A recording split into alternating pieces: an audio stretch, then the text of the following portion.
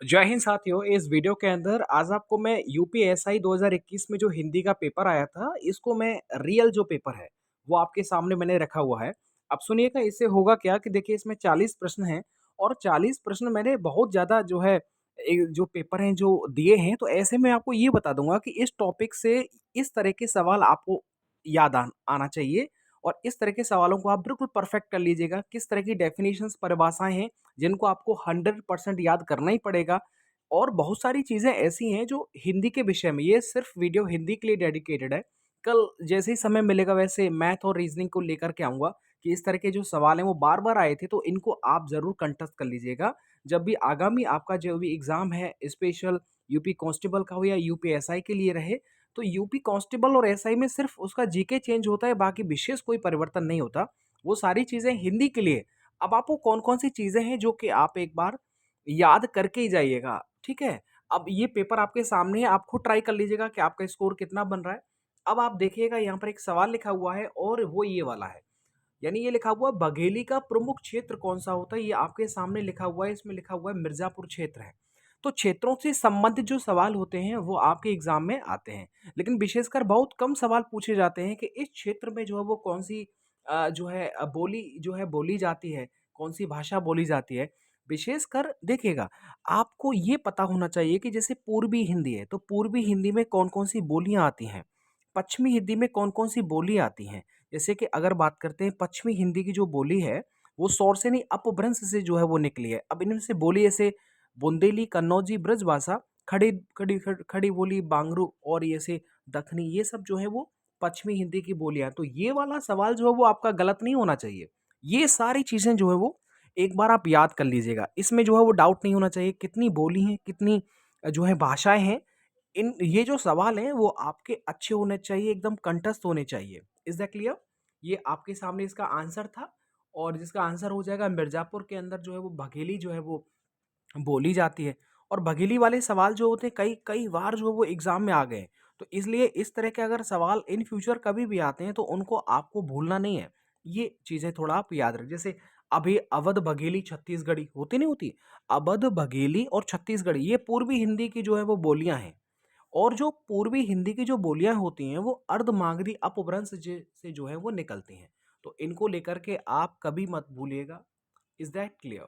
पहले सवाल से हमें समझ में आता है कि आपको बोलियों को लेकर के जितनी भाषा हैं उन सबको लेकर के, अच्छा, विशेषकर आर्टिकल्स भी आप याद रख लीजिएगा।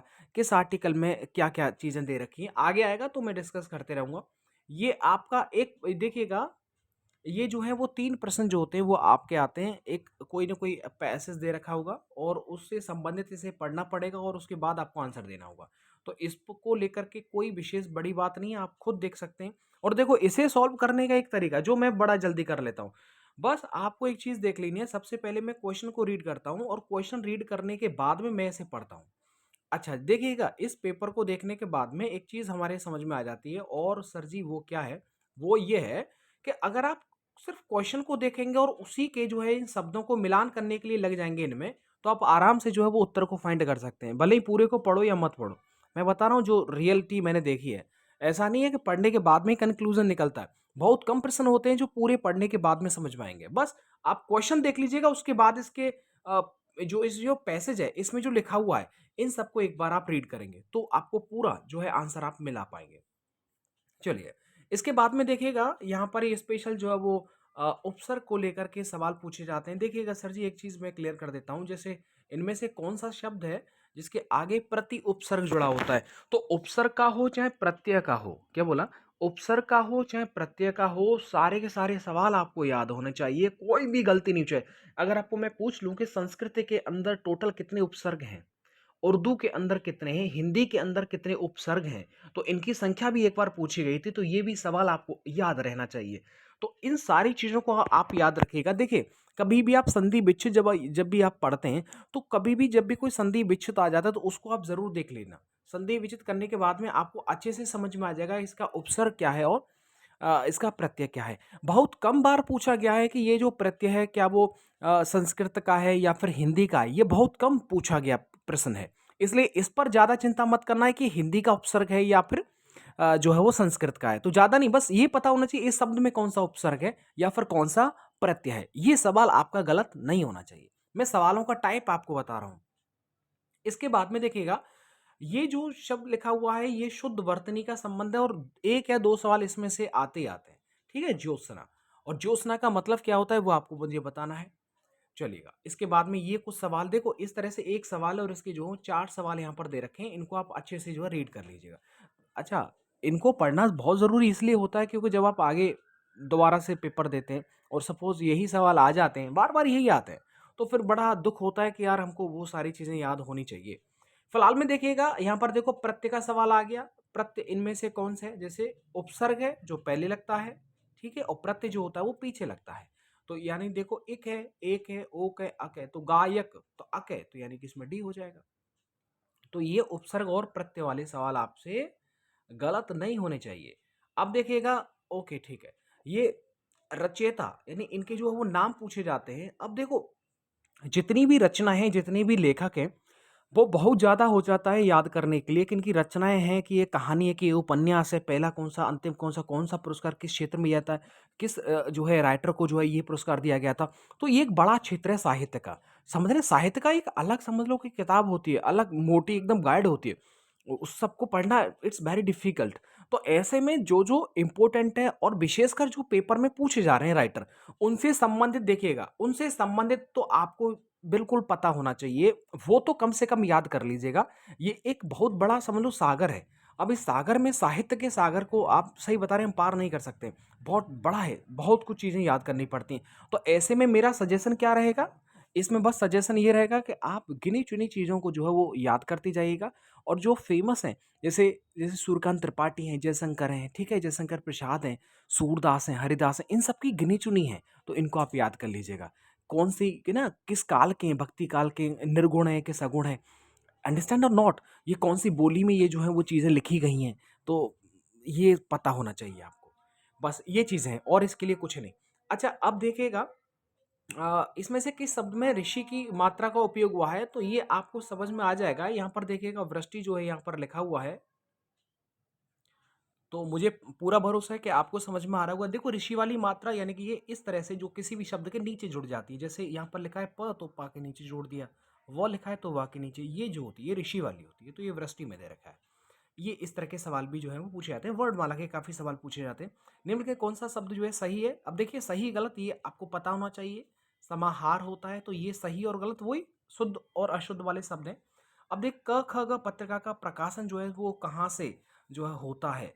तो ये, अब देखो, जितनी भी पत्रिकाएँ होती हैं उनका प्रकाशन कहाँ से होता है, ये पत्रिका किसने लिखी है, ये मासिक है कि छमाही, ये एक बड़ा होता है ना।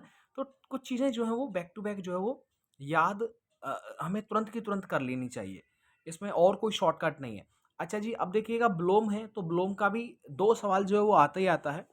अब इन सब के जो पता हो, निष्कर्ष है, सकर्म है, कुकर्म है, सुपथ है, तो सुकर्म का क्या होगा? मतलब अच्छे कर्म है। अच्छे कर्म का मतलब उल्टा क्या होता है? कुकर्म हो जाता है।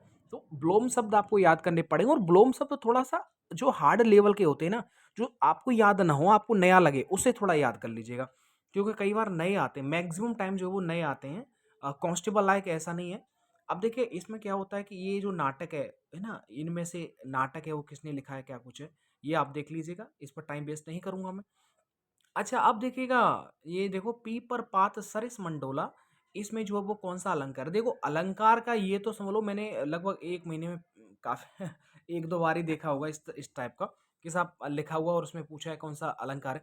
विशेषकर इस बार जो अलंकार का आया था, अलंकार हो या रस हो, इनके जो जो जितने भी प्रकार होते हैं, उन सबकी जितनी भी परिभाषाएँ होती हैं, चाहे विभाव हो या फिर अभिलंबन हो, कोई भी चीज़ हो, उन सब चीज़ों को आप कंठस्थ कर लीजिएगा। मेरा आपसे जो है निवेदन है आपको, अगर रस का कोई भी टॉपिक पढ़ रहे हैं, तो रस पूरे के पूरे जो है कंठस्थ आपके होने चाहिए। ऐसा नहीं कि साहब श्रृंगार में कौन-सा स्थायी भाव है, रति है, वीर में उत्साह होता है, रौद्र में क्रोध होता है, करुण में शोक होता है। तो इस तरह के सवाल जो होते हैं बहुत कम आते हैं।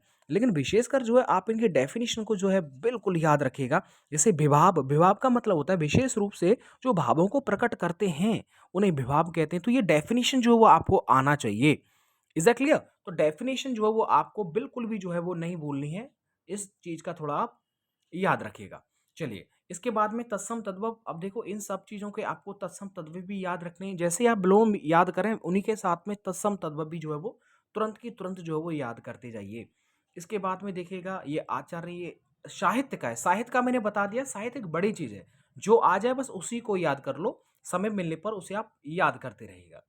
इसके बाद में देखिएगा ये देखो क्रिया से संबंधित आया है, तो हिंदी व्याकरण के भी सवाल इसमें आते हैं, जिनका आपको डेफिनेशन जो इसके परिभाषाएँ होती हैं वो आपको पता रहनी चाहिए। ये देखो पूरा का पूरा जो है साहित्य का है, जैसे कि त्रिधारा जो है सुभद्रा कुमारी है। इनमें देखो आगे नाथ न पीछे पगा, ये लोकोक्तियाँ दी है, तो लोकोक्ति और मुहावरे बहुत ज़्यादा आते हैं, तो इन सबको जो भी याद कर लीजिए। और मुहावरे जो आते हैं वो एक अच्छे लेवल के आते हैं, यानी कि जो आपने शायद सुने ना हो ऐसे मुहावरे पूछे जाते हैं, ठीक है? तो विलोम हो या मुहावरे हों, तत्सम तद्भव हो, ये थोड़े अच्छे लेवल के आप याद कर लीजिए, जैसे यूपी पीसीएस वगैरह में आते हैं। देखो एग्ज़ाम के लेवल से विशेष मतलब नहीं होता है, बड़े पेपर में अच्छे क्वेश्चन, अच्छे लेवल के सवाल आते हैं, तो उनको थोड़ा प्रायोरिटी हमें देनी चाहिए। चलिए, ये देखो समानार्थी, समानार्थी है, एकार्थी है, ये सब जो है वो पूछे जाते हैं। इसके बाद में देखो मैंने बोला ना इस सब का डेफ़िनेशन जो वो ये लिखा होता है, इसमें पूछा कौन-सा जो अलंकार है, तो इनकी डेफ़िनेशन भी बहुत बार पूछी जाती है। जितने भी ये चिन्ह होते हैं, उनसे चिन्हों को संबंधित आपको याद आना चाहिए। और ये आपके सामने लिखा हुआ है, संयुक्त सर्वनाम इनमें से कौन-सा है? तो कितने प्रकार होते हैं, काल के कितने प्रकार होते हैं, ये सब देखो। काल यहाँ पर पूछा गया है, तो काल टेंस से संबंधित भी पूछा गया था कि प्रेज़ेंट में कितने कितने टाइप होते हैं, ये सब आपको या आना चाहिए। एक सेंटेंस दे दिया जाएगा, वो काल के लगभग जो है 2-3 प्रश्न आते हैं। क्रिया विशेषण के बहुत आते हैं, रीति है कि ये गुणवाचक है, ये है ना, ये परिमाणवाचक है, इस तरह के बहुत सवाल आते हैं। अब इस तरह के जिसमें जो समास होते हैं, समासों को आप याद कर लो। खैर समास की डेफिनेशन नहीं आती है, इसमें पहला पद प्रधान, दूसरा पद नहीं हो, गौण हो या दोनों पदों में से कोई पद प्रधान नहीं, इस तरह के समास में नहीं आते, लेकिन अलंकार और रस में जो होता है, परिभाषा से संबंधित बहुत आते हैं। ये आपका जो व्याकरण के सवाल हैं, तो इसको आप याद रखिए। कन्नौजी क्षेत्र जिले में जो है वो बोली जाती है, यानी कि निम्न में से किस जिले में कन्नौजी बोली बोली जाती है, तो क्षेत्र को लेकर के ये आपको जो है याद होना चाहिए। इस क्षेत्र में ये भाषा जो है वो बोली है, माफ़ी चाहूँगा, बोली जो है वो बोली जाती है। तो इन सब चीज़ों को आप थोड़ा याद कर लीजिएगा। ये ना बहुवचन है, कौन-सा एकवचन, कौन-सा बहुवचन है, मतलब पेपर इतना हार्ड नहीं आता। ये आपका साहित्य का हो जाएगा। ये देखो पुरस्कार को भी आपको याद कर लेना है कि इनमें से कौन-सा है जिसको ज्ञानपीठ मिला है। एक बड़ा है, मैंने बोल दिया आपको, मैं पहले ही क्लियर कर देता हूँ। ये जितना आ जाए, जैसे ये आ गया, अब इसमें से 4 हैं, इन चारों को एक बार आप रिकैप कर लीजिएगा। इसके बाद में देखिएगा कारक जो है किस वाक्य में आया है, अपादान से संबंधित है, और अपादान से संबंधित का मतलब उम्मीद करता हूँ आपको चीज़ें जो है समझ में आ रही होंगी। देखिए सर्वनाम से संबंधित है, सर्वनाम के टॉपिक को आप याद कर लीजिएगा, ठीक है? तो इसके टाइप जो है वो काफ़ी बार पूछे जाते हैं, तो टाइप को थोड़ा आप अच्छा कर लेंगे तो आपका पूरा है। इसमें बताऊँगा इस पेपर में जो है मेरा कितना स्कोर गया था, ताकि आपको थोड़ा एक हिम्मत मिले। अब देखिएगा यहाँ पर जैसे कि कालवाचक अव्यय है, तो अव्यय अव्यय है, अविकारी है, विकारी है, ये सब आपको जो है वो एकदम क्लियर जो है होना चाहिए। इसके साथ ही में ये जैसे मैंने आपको बता दिया कि ये जो टेंस यानी कि काल से संबंधित भी जो है वो प्रश्न आपसे पूछे जाएँगे। पुरस्कार को भी आप याद कर लीजिएगा, और जितने भी कारक हैं, 8 कारक हैं, तो उन कारक को भी जो है वो आपको एक सेंटेंस दिया जाएगा, उससे आपको जो है पूछा जाएगा। विशेषण का मैंने बताया था बहुत बार पूछा गया है और काफ़ी बार पूछा जाता है, और ज़्यादातर जो होता है परिमाणवाचक आता है, ठीक है? ज़्यादातर जो आता है। इसके बाद में देखो लेखक हैं, इन सबको आप याद कर लीजिएगा। ओके। ये तो हो ही गया। और इसमें कौन-सा वाक्य कर्म, देखो जो जो वाच्य के सवाल रहते हैं, वाच्य जो होता है वो हमेशा क्रिया पर डिपेंडेंट होता है, ये पूछा गया था। और वाच्य में जो होता है कृत्य, कर्म या भाव वाच्य, 3 प्रकार के वाच्य में। अब इन तीनों में डेफिनेशन के साथ में आपको एग्ज़ाम्पल्स में पहचान ज़रूर आनी चाहिए, तब तो आप वाच्य वाला टॉपिक करवाएँगे। अब पूरी वीडियो का निष्कर्ष ये निकला मेरे दोस्तों, देखिएगा मैं आपको रियल बता देता हूँ। इस जब मैंने इस पेपर को मैंने दिया था, तो इस पेपर को देने के बाद में मेरा जो स्कोर बना था वो 35/40 बना था। ठीक है, 35 नंबर इस पेपर में मेरे आए थे। तो ऐसे में मैंने आपके लिए स्पेशल रखा था, कोई पेन वेन नहीं चलाया ताकि इसमें कोई जो आपको बेकार ना, ठीक है, अच्छा ना लगे, फिर वो पेन चल जाता है तो। तो अब देखिएगा अगर आपको स्कोर जो है वो 30 से ऊपर आ रहा है तो आप समझ लीजिएगा हिंदी में आपकी अच्छी पकड़ है।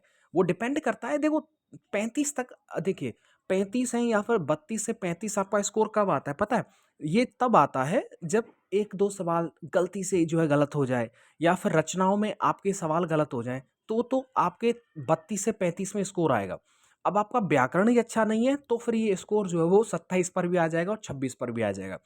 अब दूसरी बात ये भी होती है कि ये सब पता होने के बाद में पेपर का लेवल आता है। पेपर में भी ऐसी-ऐसी चीज़ें आती हैं, आपने संज्ञा पढ़ लिया, सर्वनाम पढ़ लिया या फिर वर्णमाला पढ़ लिया, उसमें से भी ऐसे सवाल आ जाते हैं डेफिनिशन के तौर पर जो हमें समझ में नहीं आते, कन्फ्यूज़ कर देते हैं। तो ये सब हर जगह चलता है। लेकिन आप अपना टारगेट ये बना के चलिएगा कि आपका जो स्कोर है वो 30 प्लस होना चाहिए। देखिएगा यूपीएसआई में नंबर लाने का सिर्फ़ एक ही तरीका है, और वो ये होता है आपका देखिए मैथ में कम से कम गलत हो, रीज़निंग में कम से कम गलत हो, हिंदी में कम से कम गलत हो। जीके सबके लिए बराबर होती है, ठीक है? तो जीके की बात नहीं कर रहा, लेकिन इन चीज़ों में जो है वो ये क्योंकि स्कोरिंग होते हैं, इनमें कम गलत होना चाहिए। कम गलत तब होगा जब आप रात और दिन पढ़ेंगे और अपने समय का जो है पूरा सदुपयोग करेंगे। बस मैं इतना ही कहना चाहूँगा, अपना आप ध्यान रखिएगा। कल जो है मैं आपके मैथ के लिए कुछ टॉपिक लेके आऊँगा कि इन टॉपिक को, इन सूत्रों को आप याद कर लीजिएगा तो अब बेहतर रहेगा। मतलब ये चीज़ें मैंने वो बताई हैं जो एग्ज़ैक्टली यही सेम पेपर में जो है बार-बार, बार-बार रिपीट होती रहती हैं। अलग कुछ नहीं है बस। थैंक यू, अपना ध्यान रखिएगा, वीडियो को लाइक ज़रूर करें और कमेंट करके बताएँ कि आपको ये सेशन जो है वो कैसा लगा। कल आप किस रीज़निंग, मैथ्स या फिर जीके के ऊपर चाहेंगे, तो मैं पूरा विस्तार के साथ में मैं एक अलग इस तरह की वीडियो लेकर के आऊँगा। Thank you.